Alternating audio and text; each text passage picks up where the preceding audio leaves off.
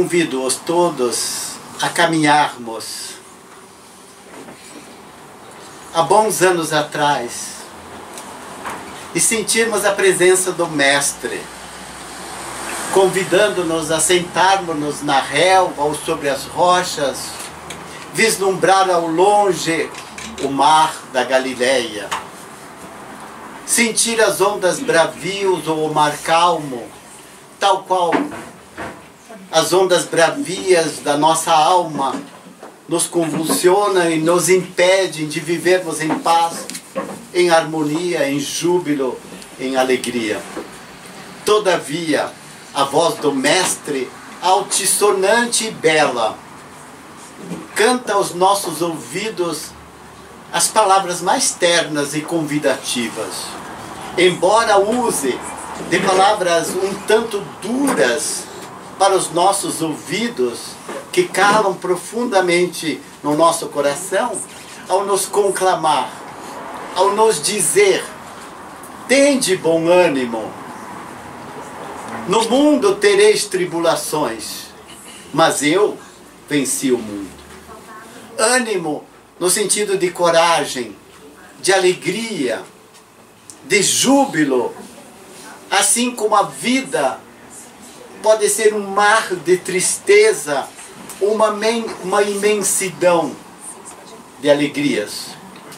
Mas é esse alternar das tristezas e das alegrias, das mágoas, dos sofrimentos, é que a voz do Mestre também ressoa, nos conclamando a percepção e a clareza. A cada dia bastam os seus males. E nós ainda não compreendemos o que o Mestre tão belamente quis nos dizer, belamente no sentido do chamativo. Todavia, impele-nos à reflexão.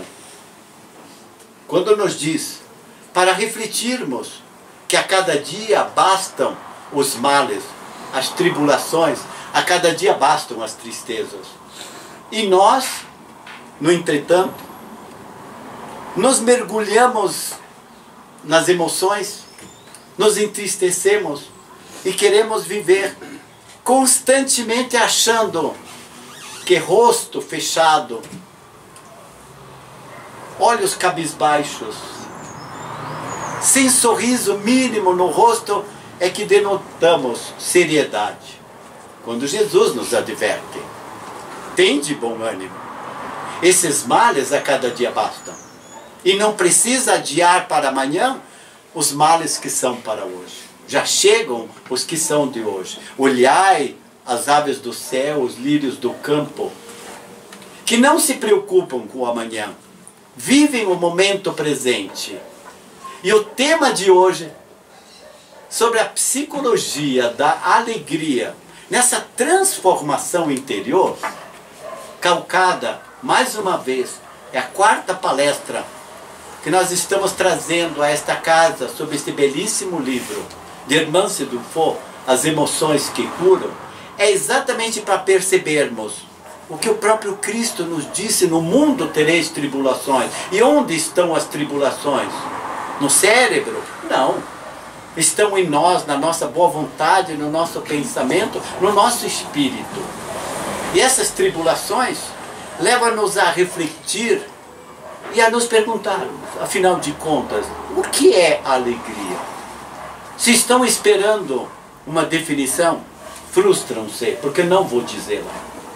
Mas procurarei caminhar a passos lentos e ao mesmo tempo firmes nessa estrada da psicologia, que é o estudo da alma, para percebermos a nossa alma e percebermos que na própria tristeza há alegria. Porque uma é a ausência de outra. Quando alimentamos uma, recrudescemos a outra. Quando damos vazão à tristeza, ao desânimo, à depressão, à ansiedade, fazemos com que o nosso alegrar-se pulverize-se com palavras bem fechadas, que a nossa língua portuguesa é pródiga ao nos dizer triste, lúgubre, soturno, melancólico. Vou repetir. Triste, soturno, melancólico. Observem, vogais fechadas. Todavia, quando nós pronunciamos a palavra alegria, eu vou desafiar vocês. Agora, procurem falar a palavra alegria com tristeza. Podem repetir para mim? Alegria. Não, com tristeza. Não tem como. São vogais abertas. Alegria. Agora diram soturno, moribundo, sorumbático, triste, melancólico. Perceberam que é uma brincadeira, mas as próprias vogais abertas da alegria conclamam-nos a mexer com a nossa alma. E se esperam que alegria é só alegria, como vocês dizem, que só alegria é prazer, então eu sintetizei em 3 frases, o que até escrevi aqui embaixo. Alegria não é. O que alegria não é? Primeiro, não é ausência de problema. Alegria não é ausência de problema. Alegria também não é ausência de frustrações. E alegria também não é ausência de dor. Ai não. Agora foi pesado. Não são minhas essas palavras. Alegria não é a ausência de problemas. Então no mundo tereis tribulações. O mestre sempre está certo. Todavia ele nos diz, tende bom ânimo. E ânimo é de dentro para fora. Ânimo gera entusiasmo. E entusiasmo gera prazer, vontade. Aliás, os nossos amigos romanos, com quem convivemos na época, já diziam que entusiasmo é sopro divino. Vem de cima para baixo. Entusiasmo. E eles interpretavam, mesmo como pagãos, que não acreditavam nesse Deus único como nós acreditamos, diziam que é esse sopro que vem do alto, para nos dizer que não é ausência de problemas, nem ausência de frustrações, e tampouco é ausência de dor. Então o que seria a caminhada? Se ela não é a ausência de problemas, e tampouco não é a certeza de que todos os sonhos são realizados, então o que seria alegria? Assim interpretada, seria uma visão bem materialista. Percebe? Quando nós colocamos ausência de problemas e de sonhos realizados, nós temos essa visão do mundo material, que se traduziria por conforto, bem-estar, dinheiro, possibilidades de viajar, de usufruir, de aproveitar. Mas não é assim que a gente pensa. Alegria, a grosso modo, não seria assim interpretada? Alegria para mim é quando minha família está toda bem, ou seja, não há dor, não há lágrimas, não há sofrimentos, não há problemas. Mas seria uma visão materialista, porque é um apego com a matéria, com o carnal, com o presencial. Quando na realidade, quando a gente começa a entender que quando sublimamos essa alegria para passar além do prazer, além do bem-estar, que seria a satisfação plena de todos os nossos interesses, perdoem-nos, os interesses que nós temos, salvo melhor juízo, são todos conduzidos pelo bem-estar. Concordam? E o bem-estar demandaria uma roupa boa, confortável, uma roupa que me agasalhasse do frio, uma comida que me saciasse da fome, enfim, que me desse o bem-estar físico e também o mental, para que eu me conduzisse pelos bons caminhos da reflexão, do conhecimento e etc., eu conseguisse também ir adiante. Por isso que seriam todos voltados para aquilo que nós chamamos uma cultura do menor esforço. Porque bens, conforto, prazeres é a lei do menor esforço. Eles advêm por fruto do meu trabalho, da minha herança, daquilo que agasalham para mim, enfim, trazem meu conforto. Eu tive sorte, nasci num lar abençoado, família equilibrada, abastada financeiramente, não faltava nada, e no entanto havia tristeza, não havia alegria. Casas suntuosamente construídas, bem mobiliadas, asseadas ao extremo, por exemplo, pelas nossas irmãs colaboradoras, diaristas, empregadas, secretárias, etc. Enfim, nos propiciam conforto. Não vamos falar sobre isso. Vamos falar daquilo que vai mais além. O que se percebe que nessa ação de evitar dor, dissabores, aborrecimento, falta de evitar problemas, temos o quê? Uma vida idealizada. Como se a nossa vida fosse uma miragem, um deserto, que vamos caminhando pelo sol causticante e enxergamos oásis à nossa frente. E levam-nos essas miragens, esses oásis que nós começamos a perceber pelo sol que nos castiga, e vamos caminhando. Todavia, quanto mais caminhamos, mais nos esfalfamos, mais nos cansamos, mais nos angustiamos, porque não encontramos oásis. E essas miragens vão se distanciando, que seriam os sonhos, os ideais, as idealizações, as irrealidades que nós não vivemos, mas que construímos na nossa tela mental. Enfim, diante de tudo isso, a própria criatura se torna refém do que passa pela tela mental. Ela constrói o que ela quer. E ela se torna própria refém daquilo que idealizou, mas que não é a realidade. Há um dia que tudo isso é claramente percebido. Uns pela dor, pela doença, que se prostram num leito, ou em casa, ou num hospital, ou num acidente trágico que o vitamiza e o coloca em posição de não conforto, de não mobilidade, e aí vem as reflexões.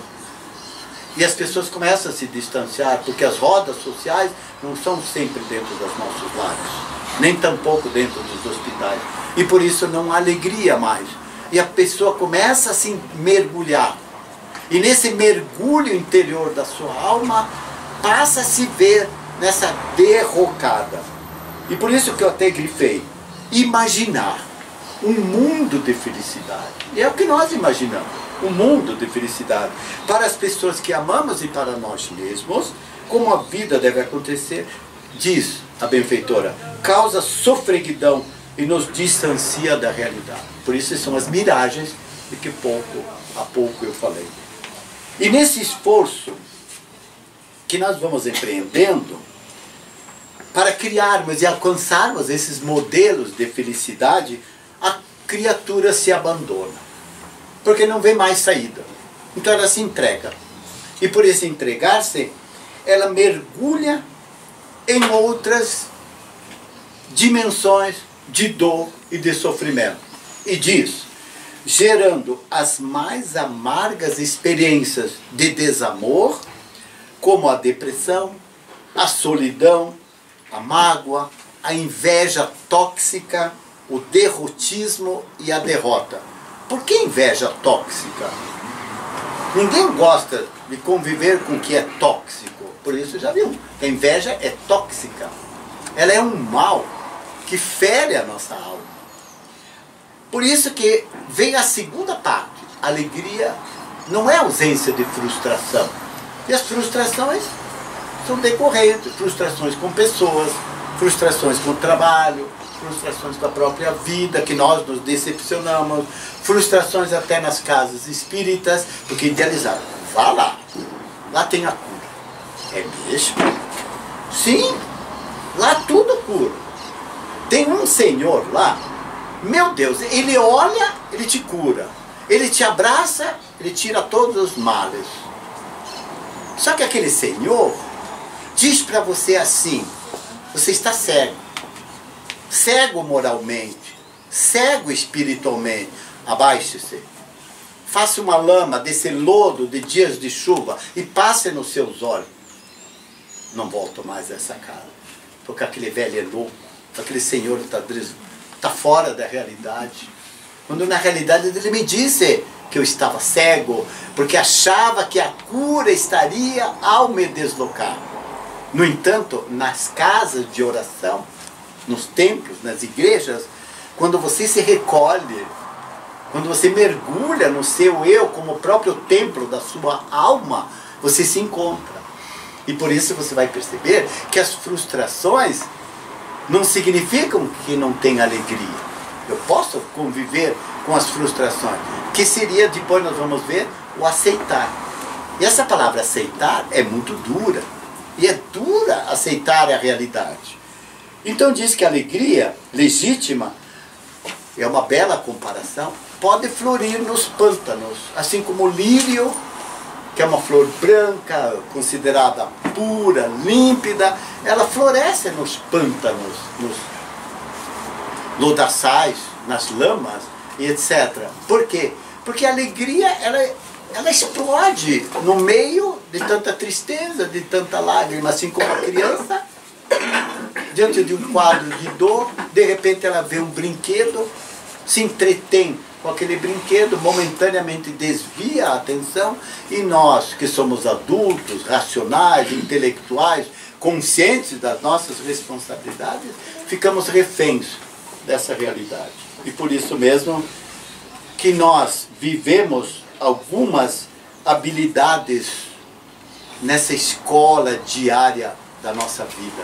E por isso mesmo que a alegria é uma reação consciente e lúcida diante das dores e diante dos desafios. Uma reação consciente e lúcida diante de quê? Das dores e dos desafios.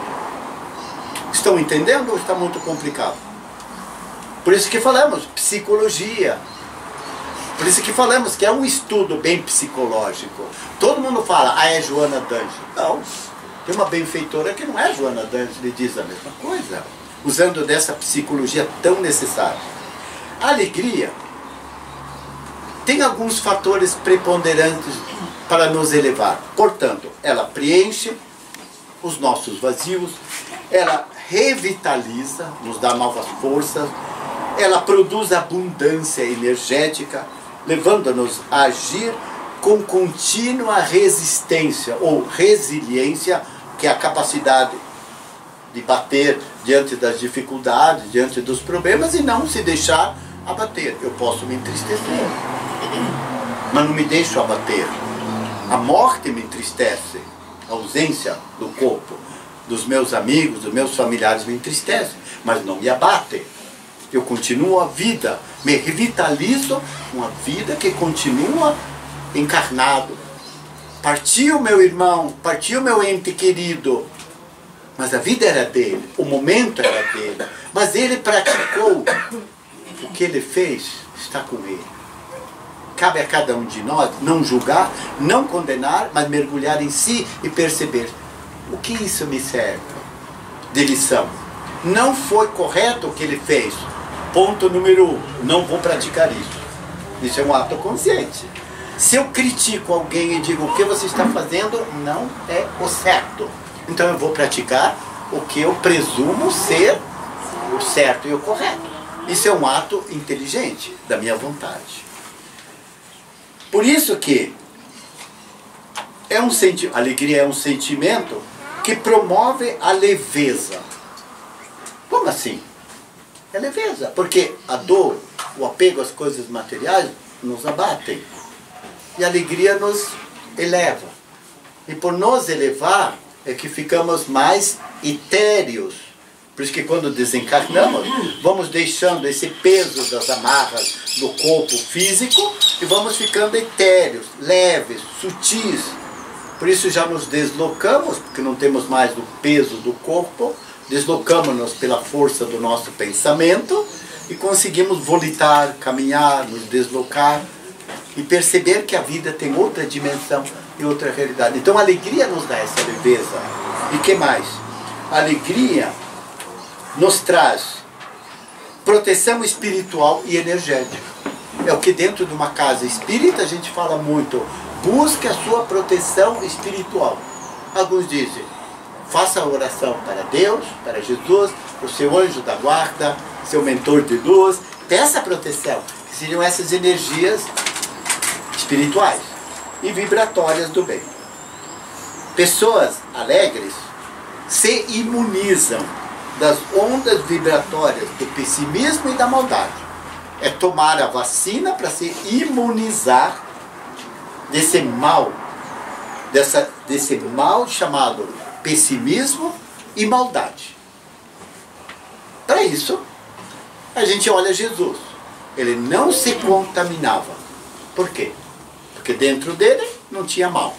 Então o mal não o atingia. E quando que o mal nos atinge? Quando algo há dentro de você. Sentimento de amor nos atinge quando há amor em nós. Raiva nos atinge quando a raiva está em nós. Se nós enxergamos abundantemente nos outros defeitos, vícios, condutas erradas, que assim dizemos, é porque isso está já dentro de nós e que precisam ser solvidas, ou seja, colocadas assim para que gradativamente comecem a diminuir. Você não consegue da noite para o dia virar a página da tristeza profunda para a alegria. Não consegue. Mas isso é um caminhar a cada minuto, a cada dia, como se fosse um degrau por degrau, passinho a passinho, vagarosamente, mas continuadamente. Então essa alegria nos leva a isso. Por isso que também a emoção da alegria tem conseguido um melhor nível de aceitação da realidade. Quando nós estamos mais alegres, conseguimos enxergar a realidade e aceitá-la. Mas a realidade é dura e crua, vivemos num momento muito difícil. Dobre os joelhos e diga, obrigado, meu Deus. É verdade. Eu perguntava aos meus queridos discípulos, alunos, se não houvesse prova, ai que maravilha, professor. Essa palavra tem atemoriza. Mas a vida nos coloca as provas diárias. Nós não gostamos da prova do professor duro da sala de aula, mas aceitamos as duras provas quando nós compreendemos essa realidade. Então diz uma frase com relação à aceitação. Aceitar é uma forma terapêutica de viver, é uma forma de cura. Aceitar a realidade. Porque quem aceita vive com mais otimismo diante dos acontecimentos da vida. Quanta coisa, né? Quanta coisa. Vamos adiante. A benfeitora irmã se faz uma comparação da psicologia da alegria com a reforma íntima, com essa mudança, com essa transformação interior. Por isso que o tema da palestra é psicologia da alegria na transformação interior, que seria a nossa reforma, a nossa mudança interior. E essa mudança levaria-nos a uma primeira condição, que seria o acolhimento amoroso de nós mesmos, nos aceitando e nos compreendendo. E é difícil. E nós pedimos a Deus perdoar os nossos irmãos, assim como nós perdoamos. E nós dizemos, repetindo o que o Mestre nos concitou, amar a Deus sobre todas as coisas e amar ao próximo, mas como a ti mesmo, a si mesmo. Então seria o acolhimento daquilo que eu sou, para eu me conhecer, para eu me enxergar, para eu me transformar. Por isso que eu já falei aqui, volto a repetir para quem não estava presente. Quando Jesus diz, e nós guardamos dois verbos, vigiai e orai, Marcos, evangelista, foi muito feliz quando ele colocou olhai, vigiai e orai. Está lá no Novo Testamento, em Marcos. Esse olhai é exatamente a percepção dessa realidade, para nós também observarmos o que está ao nosso derredor e o que está conosco. Segundo, nos percebendo, que seria o olhar, vamos nos transformando, que seria o vigiar. E vamos nos auto-amando, que seria o orar, que a nossa elevação das nossas emoções chegam até Deus, clamando misericórdia, clamando perdão, clamando justiça, quando na verdade a justiça, o amor e o perdão são incondicionais a Deus. E que nos pede da mesma forma, amarmos-nos incondicionalmente, perdoarmos-nos incondicionalmente. Por isso que seriam 3 verbos de acolher-se, aceitar-se e compreender-se. Lindo isso, né?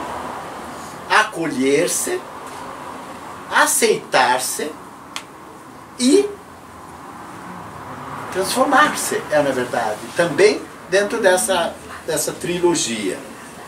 Nessa relação, dessa primeira condição, cria um vetor emocional. E esse vetor emocional, naturalmente, é sempre o auto-amor.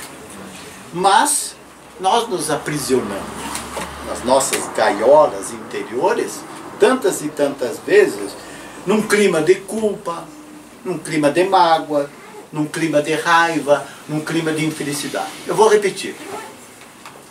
Vou repetir porque bendito e louvado seja Deus, como diz o nosso irmão da casa, Deus é Pai maravilhoso. Nós não temos mais nenhuma dessas 4 coisas. Nem culpa, nem mágoa, nem raiva e nem infelicidade. Podemos nos levantar e ir embora?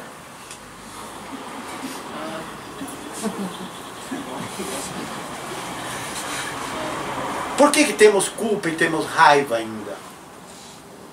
Porque nós gostamos, aceitamos. Será que é gostar disso? Não, mas a raiva é boa. Ela te provoca. Eu já falei aqui. A raiva é boa, ela te impulsiona. Mas não basta ficar o tempo todo com raiva. Você tem que ir dissolvendo. Colocar num copo e vai diluindo. Para que tomando gradativamente você vai diminuindo. Você não vai acabá-la. Você vai dissolvê-la. Vamos adiante. Aí nós chegamos a uma coisa chamada psicologia do perfeccionismo. Com certeza, não há aqui, principalmente quem é da área de design, que não seja perfeccionista. Nossa, tudo tem que ser milimetricamente. Saiu do esquema, é perfeccionismo, tudo tem que ser perfeito. Eu fiz uma comparação um dia que eu ouso fazê-la novamente. Quando nós reflorestamos a natureza, somos tendenciosamente encaminhados a agir da seguinte forma. Plantamos tudo em linha reta. Parece desfile dos soldados chineses.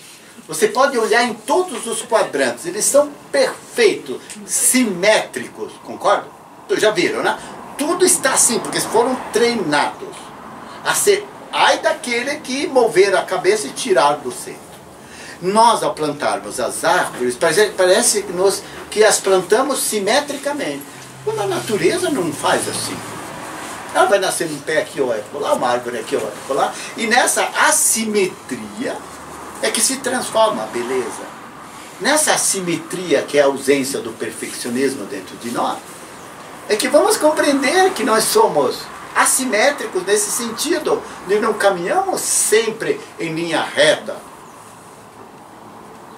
Temos as suas sinuosidades, as curvas do nosso viver, do nosso caminhar, do nosso pensar.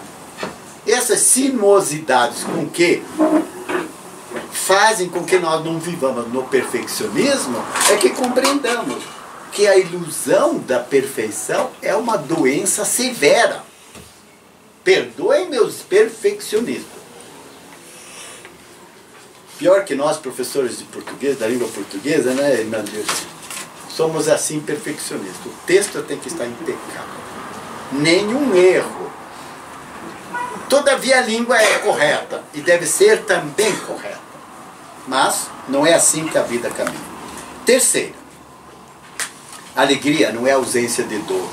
E muito menos deslizes morais. Não há quedas. Não. Nós caímos moralmente.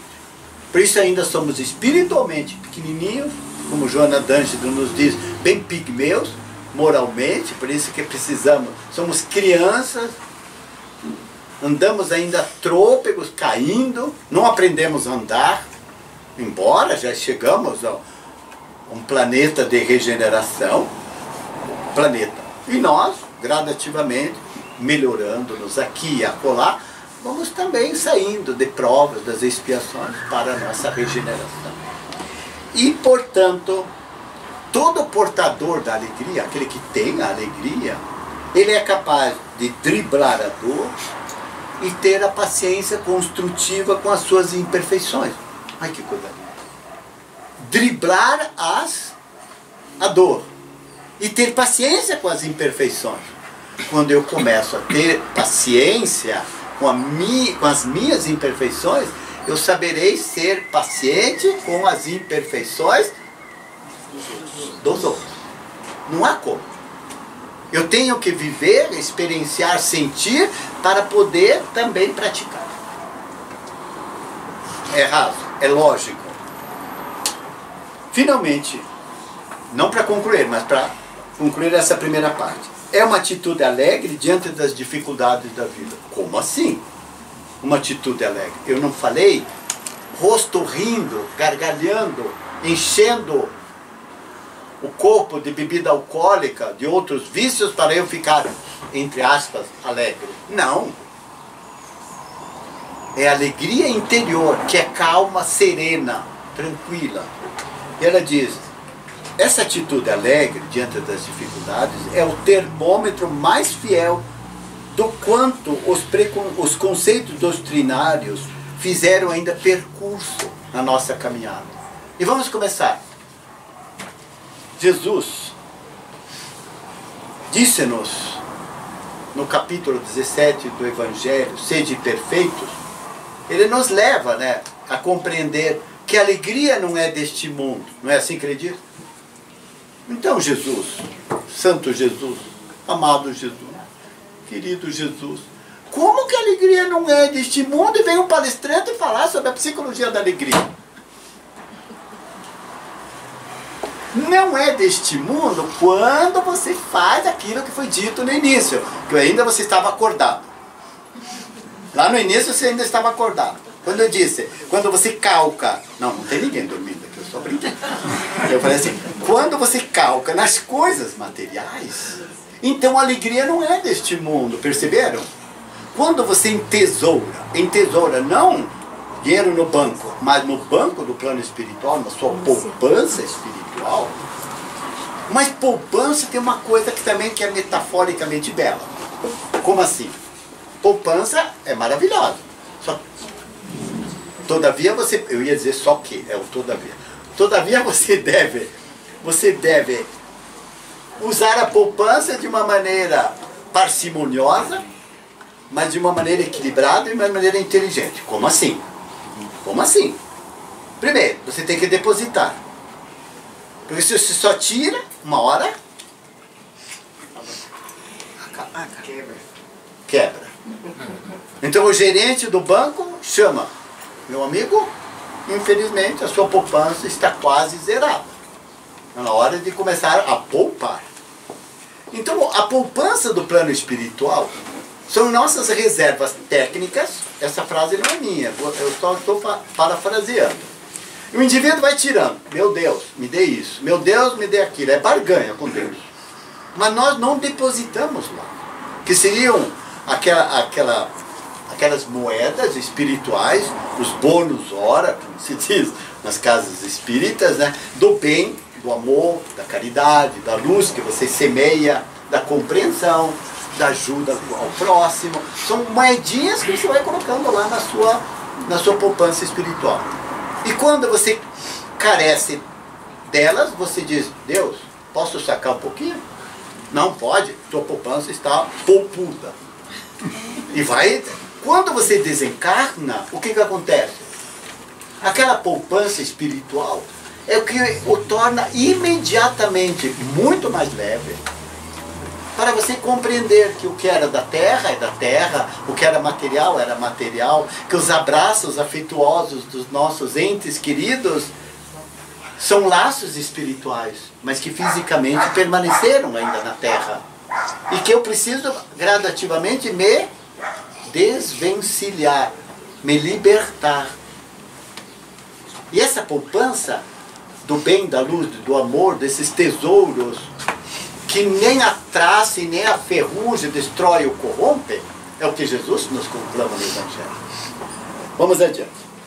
Aí vem uma reflexão de transmutando as emoções, ou seja, mudando as emoções de raiva, de tristeza, de dor, que nós já falamos há pouco, em momentos de felicidade. Quais seriam?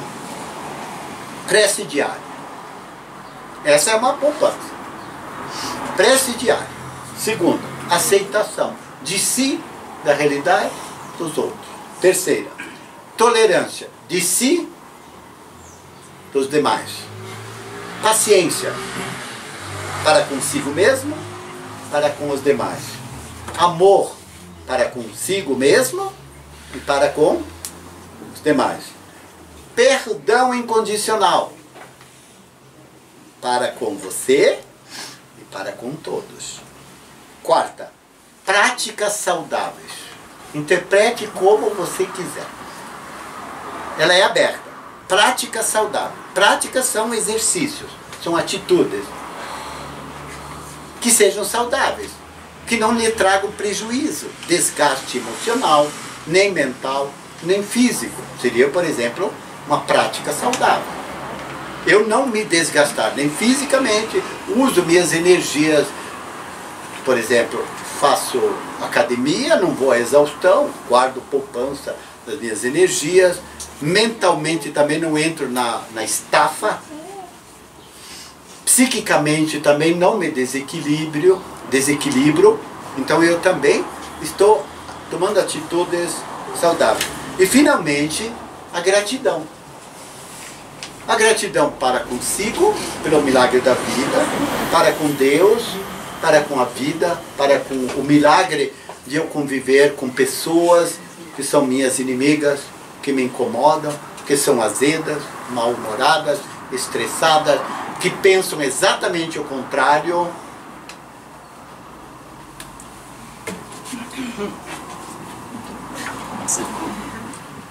Eu adoro o Facebook. E nos últimos tempos, temos notado uma onda de mudança violenta. Preze Deus que a partir do dia 29 volte a bonança, a paz, a concórdia. Quando inteligentemente ninguém mais poste, ninguém mais escreva, ninguém mais precisa expressar. Quando você use todos os seus canais, por isso você está mudando emoções afervilhadas pelo momento, em momento aziago, em momento triste, quando poderiam ser convertidas em momentos de quê? De pura emoção.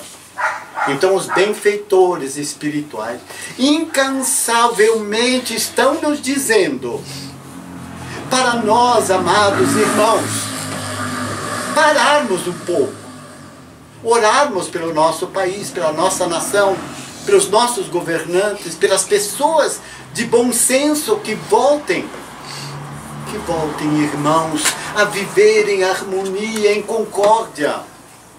Não somos a pátria do Evangelho, o coração do mundo. Se assim fomos num epíteto mais grandioso, mais eloquente, traduzido com relação à nossa nação, que seja a constelação do Cruzeiro do Sul, dessa cruz reluzente no espaço, a nos trazer a calma, a paz, a serenidade para os nossos corações.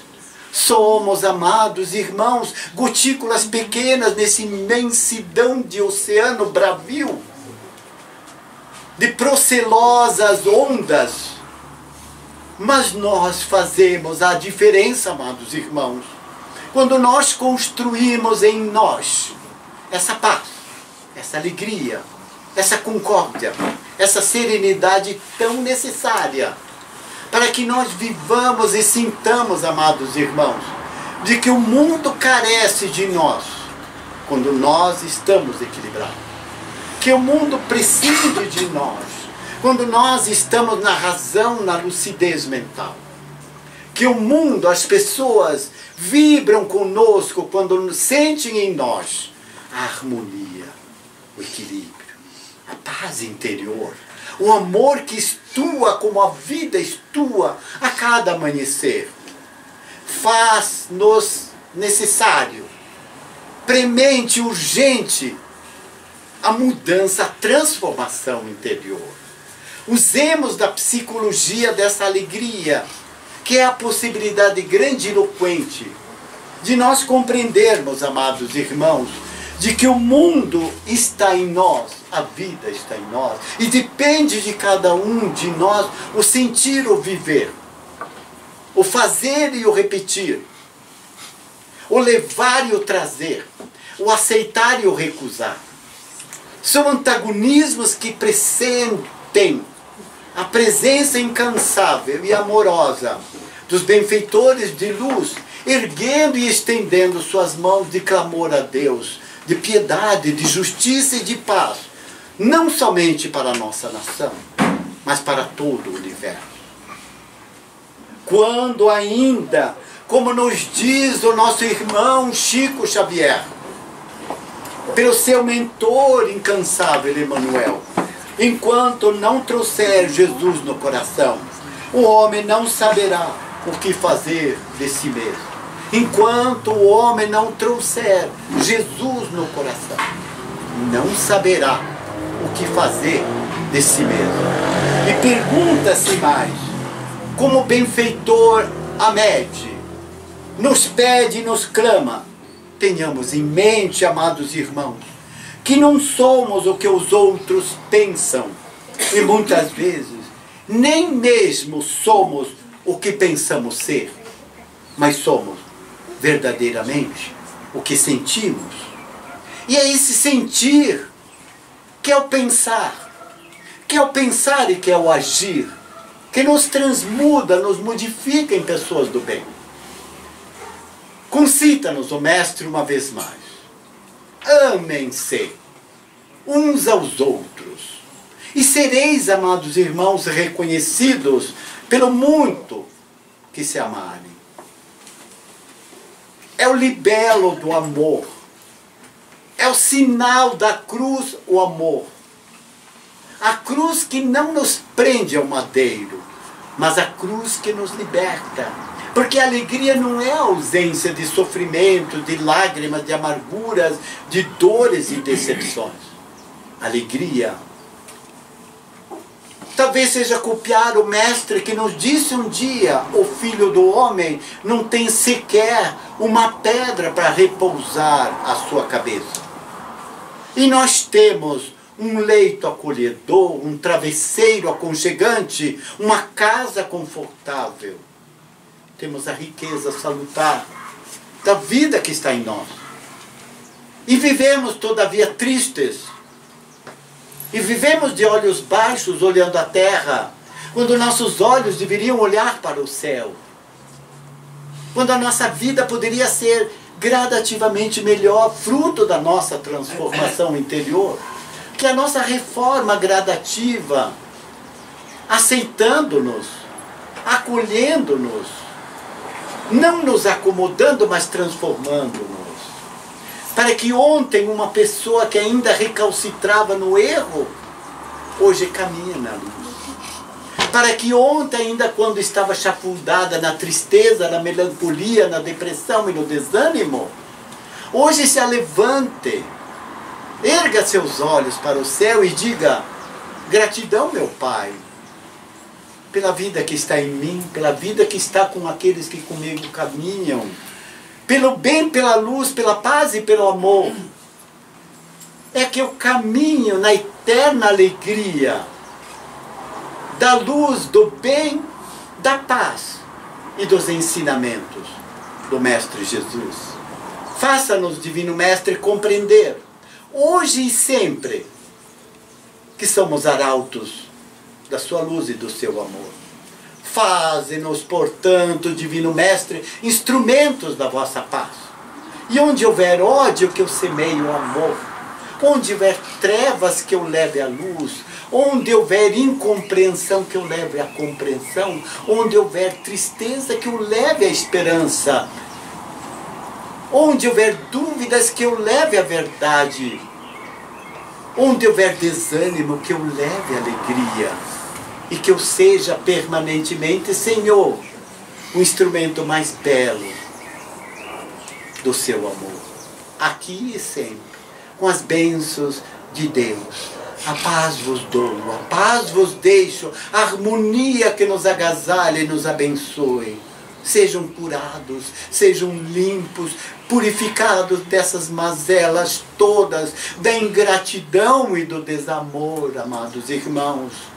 Solvam novamente, embora haja percalços, dissabores, rancores e ódios, levem essa paz que ainda está dentro de vocês a desvencilhar-se, a libertar-se dessas amarras todas para vivermos na luz. Que Deus nos abençoe, nos acolha e nos perdoe pelos nossos erros, pelas nossas faltas, pelas nossas omissões. E que assim seja hoje e sempre, pela graça e pela bênção de Jesus.